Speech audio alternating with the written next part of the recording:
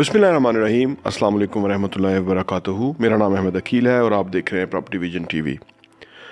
Focus किसी भी चीज़ को अचीव करने के लिए सबसे बुनियादी किरदार अदा करता है और दुनिया के अमीर तरीन इंसान वारन बफेट ने बताया कि उनकी कामयाबी में सबसे बुनियादी वजह फोकस की है।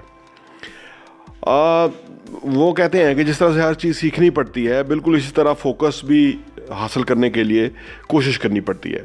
और फोकस को हासिल करने के लिए, सीखने के लिए दरअसल दिमाग को थोड़ा सा ट्रेन करना पड़ता है।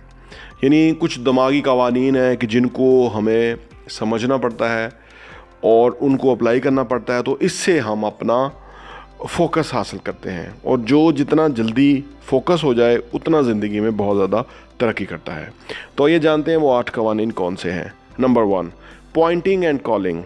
जापान का ट्रेन नेटवर्क जो है वो दुनिया का महफूज तरीन ट्रेन नेटवर्क समझा जाता है।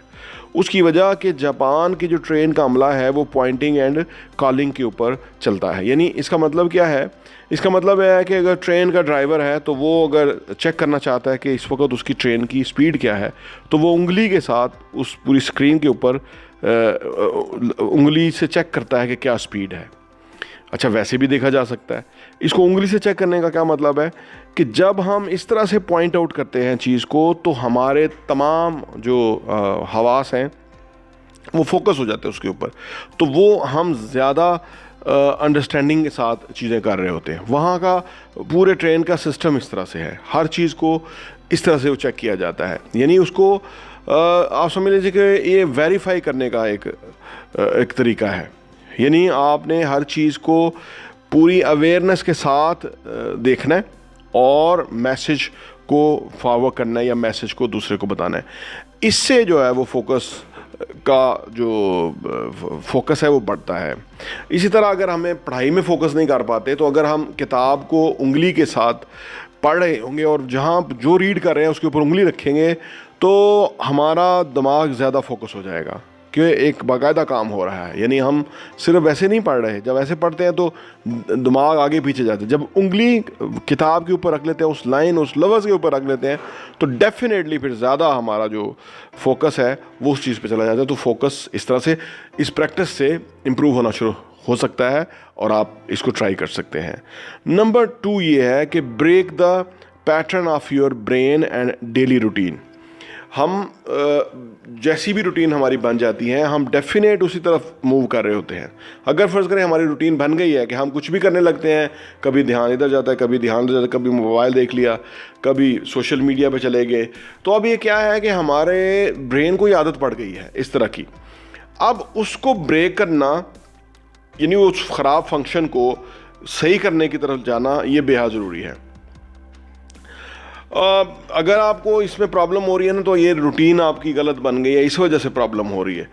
हमें अपने काम को रोक के, मोबाइल को एक तरफ रख के, फिर हमें अपने काम के ऊपर फोकस करना होगा, ताकि हम उसको टाइम आउट सा ले काम करने के हवाले से, और बजाय कि बग़ैर सोचे समझे दिमाग को इधर उधर फिरने दें, हम दिमाग को दनिस्ता तौर पे फोकस करें, हम वापस लाएं कि हमारा इस वक्त ये करने का मकसद है।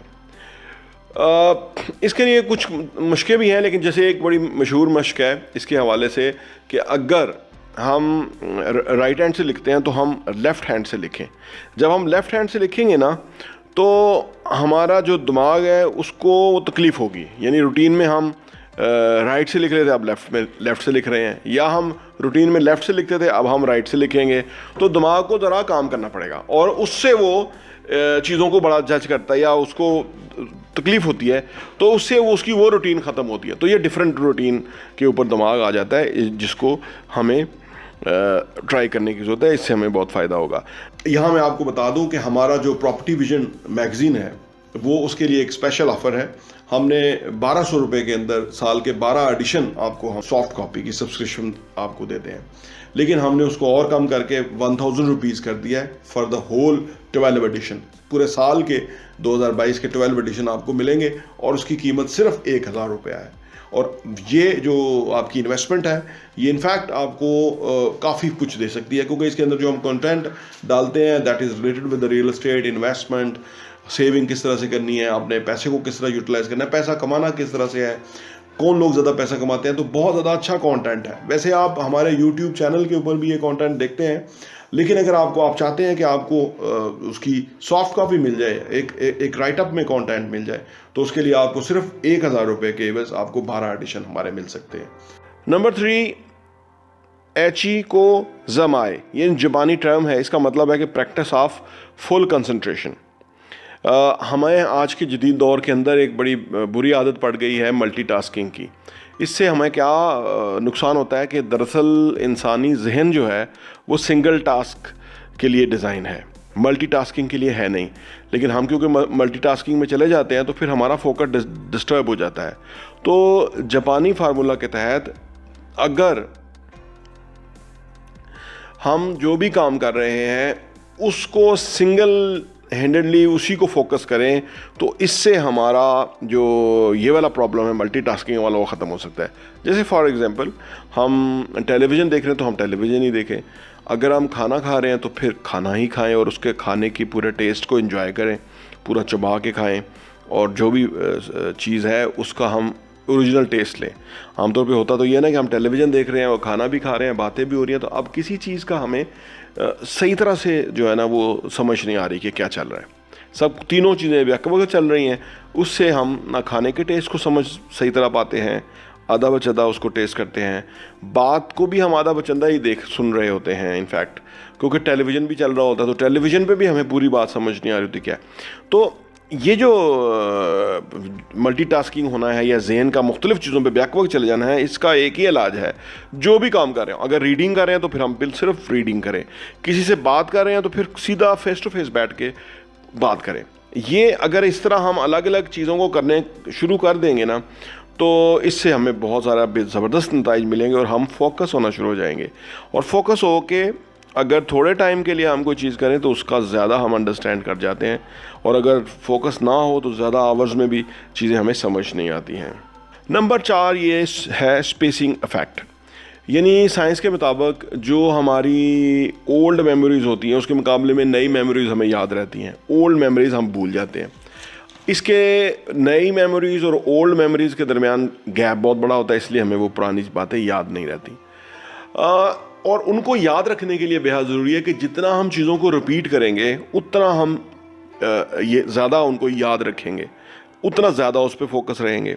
जैसे फ़र्ज़ करें हमारे गोल्स होते हैं, लॉन्ग रन गोल होते हैं, अगर हम उनको भूल ही जाएं कि हमने कभी डिसाइड किया था कि 5 साल के बाद हम ये कर रहे होंगे या यहाँ होंगे, तो अब अगर हम उसको रिपीट करते रहेंगे ना फोकस में लाने के लिए कि हमने इनफैक्ट अभी हम पढ़ रहे हैं और हमने बनना तो पेट्रोलियम इंजीनियर है, या हमने बनना जो है वो साइंटिस्ट है, या हमने बनना इंटरनेशनली डॉक्टर है या कुछ, तो वो हम भूलेंगे नहीं और फोकस रहेंगे। आमतौर पे हम बड़े जो चीज़ें होती हैं वो भूल जाते हैं इसलिए, और करीब की चीज़ें हमें याद होती हैं। तो इसलिए हमें बड़ी चीज़ों को या पुरानी चीज़ों को याद रखने के लिए ज़रूरत है कि हम उसको अपने ज़्यादा याद में लेकर आएँ, उनको ज़्यादा उसको रिकॉल करते रहें, तो वो हमें याद भी रहेगा। Number 5 two list method. Warren Buffett इस पे कहते हैं कि ये जो टू लिस्ट मेथड है ये है कि पहले आप अपने गोल्स लिखें कि आपकी ज़िंदगी के गोल्स क्या हैं। फॉर एग्जांपल आपके 25 गोल हैं, आपने लिख लिए। अब वो कहते हैं कि टू लिस्ट मेथड ये है तो इसको 2 लिस्टों में डिवाइड कर दें, यानी पहले 5 गोल एक अलग कर दें और बाकी के 20 गोल अलग कर दें। फिर वो कहते हैं कि जो बाकी के 20 गोल हैं ना, इसको फाड़ दें बिल्कुल, और जो 5 गोल हैं उनको ऊपर एम्फसाइज करें। वो कहते हैं कि जब इतने ज़्यादा गोल हम बना लेते हैं पेपर पे तो वो वैसे ही कंफ्यूजिंग हो जाते हैं, हम फोकस नहीं कर पाते। लिहाजा हम 5 ही गोल, जो टॉप 5 गोल हैं वो अचीव कर लें तो वो ज़्यादा बेहतर है। तो वो इसको टू लिस्ट मेथड कहते हैं कि पहले एक लिस्ट बना के उसको फिर 2 लिस्ट में डिवाइड कर देना, यानी 5 गोल अलग, 20 गोल अलग। 20 को तो फाड़ ही दें क्योंकि वो तो बाकी वक्त ज़ाया है, फोकस नहीं हो पाएंगे। 5 को फोकस करें और इससे क्या होगा कि आपको शार्प फोकस मिलेगा और आप वो अचीव कर लेंगे जो आपने हासिल करना है। Number 6 focus on the process not the event. ज़िंदगी में हम जो भी कामयाबी हासिल करना चाहते हैं वो दरअसल एक इवेंट होता है, और हम सोचते हैं कि वो जब इवेंट हम वो जो हासिल कर लेंगे तो हम वी विल बी हैप्पी। दरअसल ऐसा होता नहीं है, और इसको हासिल करने के दौरान एक लंबा प्रोसेस होता है। वो कहते हैं कि अगर हम फोकस करेंगे ना उस प्रोसेस के ऊपर, तो इससे हमारा फोकस भी मतलब अच्छा होगा और इससे हम अचीव कर लेंगे चीज़ों को। अगर हम फोकस रखेंगे उस इवेंट के ऊपर यानी उस सक्सेस के ऊपर, तो हमारा फोकस डाइवर्ट हो जाएगा, यानी वो प्रोसेस पे रहेगा नहीं, और प्रोसेस में हमें मज़ा नहीं आ रहा है और नताइज हम हासिल नहीं कर सकते, वो अचीव नहीं कर सकते। अगर हम फोकस रखें अपने प्रोसेस के ऊपर और प्रोसेस को एंजॉय करें, प्रोसेस को फाइन ट्यून करें, प्रोसेस को अपग्रेड करें, प्रोसेस को जो है ज़्यादा कम्प्रीहेंसिव बनाएं, तो डेफिनेट नताइज हैं, और हम प्रोसेस को एंजॉय करना शुरू कर देंगे और डेफिनेटली कामयाबी को तो हम एंजॉय करेंगे। तो ये जो फोकस है ये आपके प्रोसेस पे होना चाहिए, नाट के आपके उस आखिरी और हतमी हदफ के ऊपर के जो आप हासिल करना चाहते हैं। Number 7, major your results. Actually जब हम कोई भी हदफ हासिल करने के लिए फ़ोकस करना चाहते हैं ना, तो इंसान की एक जबिलत के अंदर हिस्सा है कि हम जो भी जिस चीज़ को भी हम हासिल करना चाहते हैं ना, उसको हम मेजर करना चाहते हैं। फॉर एग्ज़ाम्पल, हमने कहीं पहुंचना है या 100 नंबर्स अचीव करने हैं, तो आज हमने कितना नंबर अचीव किया? क्या हम 2 पॉइंट्स पे आज पहुंच गए? अगले 4 दिन के बाद हम 11 पे होंगे, उसके बाद हम 13 पे होंगे या 15 पे होंगे या किधर खड़े होंगे? तो ये जो मेजर करना है ना गोल को कि कितना हमने अचीव कर लिया है, ये दरअसल हमें बड़ा मोटिवेट करता है। इंसान बना ही इस तरह से है कि अगर उसे ये पता ना चल रहा हो कि भाई वो कितना अचीव कर गया और कितना रह गया है, तो वो हिम्मत हार जाता है। वो कहता है कि बस ये कोई मज़ा नहीं आ रहा उस चीज़ के अंदर। तो जब तक एक मेजरमेंट होगी ना, तो रिजल्ट्स का मज़ा आएगा कि अभी हम 50% अचीव कर गए, अभी हम 60% अचीव कर गए, अभी हमने 70%, 80%, 90%, 95 हो गया, 99 हो गया। तो ये इसका एक मज़ा है। फोकस इस तरह से आता है, हमें वो बिल्कुल फिंगर टिप्स पे ऊपर होता है कि हमने कहाँ कितना अचीव कर लिया और कितना कर लिया है, कितना करना है, तो इसके अंदर मज़ा आता है, तो फोकस हमारा बेहतर होता है। तो मेजर योर रिजल्ट्स के ऊपर भी हमें फोकस करना चाहिए। नंबर 8 ये है, टेल योर स्टोरी। यानी हम ना इंसान कहानियों में बड़ा दिलचस्पी लेते हैं, हम कहानियाँ सुनते हैं, हम कहानियाँ पसंद करते हैं, हमें कहानियों का मज़ा आता है।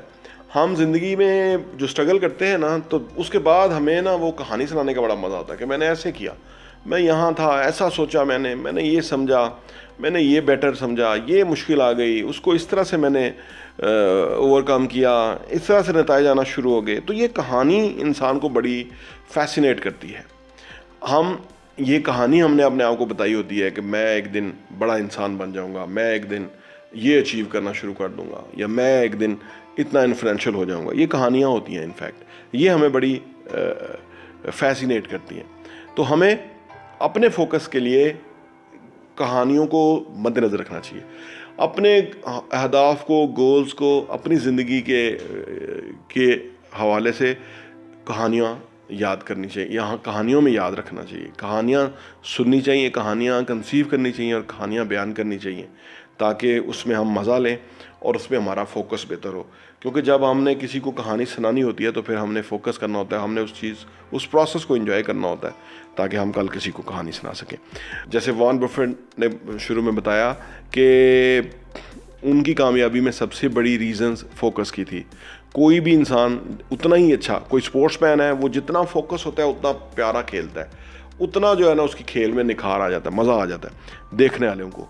इसलिए तो ग्राउंड्स बड़े हुए होते हैं ना, कि कुछ खिलाड़ी खेलते बड़े यानी फोकस तरीके से है और वो परफॉर्मेंस देते हैं और जो क्राउड है वो एंजॉय करता है। तो ज़िंदगी में हमें भी अपने आप को फोकस करना है और अपने काम को एंजॉय करना है। और अगर हमारा फोकस डिस्टर्ब है या फोकस नहीं कर पा रहे, तो ये वीडियो इंतहाई इंपॉर्टेंट है। इसके अंदर जो 8 पॉइंट है वो इंतहाई ज़बरदस्त है अपने फोकस को कायम करने के लिए। और आपसे गुजारिश है कि हमारे चैनल को लाइक कीजिए, सब्सक्राइब कीजिए और बेल आइकन प्रेस कीजिए, और ये वीडियो लोगों के साथ शेयर कीजिए ताकि उनका बहुत बड़ा फ़ायदा हो। बहुत बहुत शुक्रिया।